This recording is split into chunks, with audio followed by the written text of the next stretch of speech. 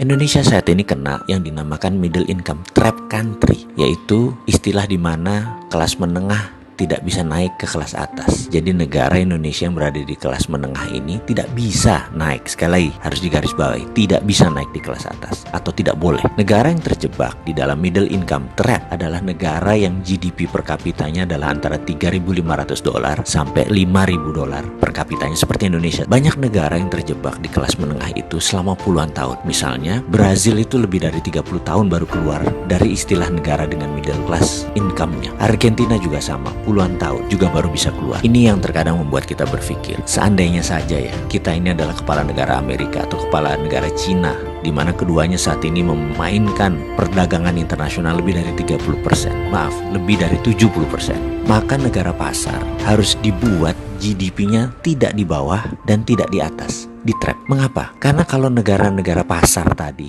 income-nya naik, maka negara tersebut harus menjadi negara produsen, dan ini malah menjadi kompetitor negara besar. Nggak boleh.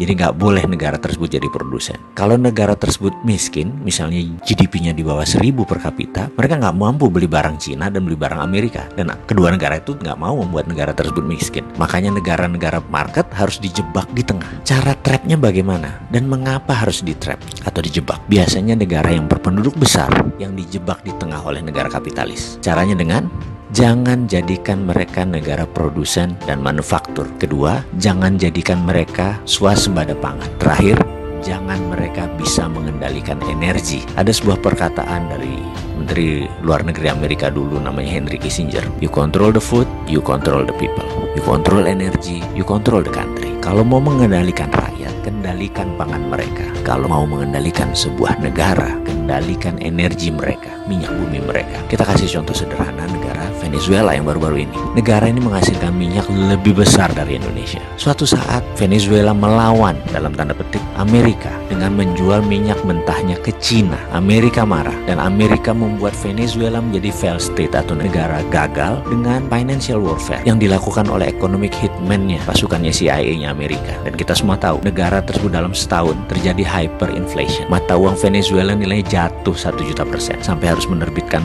cryptocurrency sebagai ganti mata uang negara mereka. Sebagai catatan, Amerika sangat memperhatikan homeland security-nya. Jadi mulai dari ujung benua Amerika Utara sampai ujung selatan Chile, Argentina harus di bawah kendali Amerika. Jadi ya hal-hal negara seperti Venezuela ini disikat pasti. Oke, kita kembali ke topik. Bagaimana supaya kita keluar dari jebakan middle income country tadi?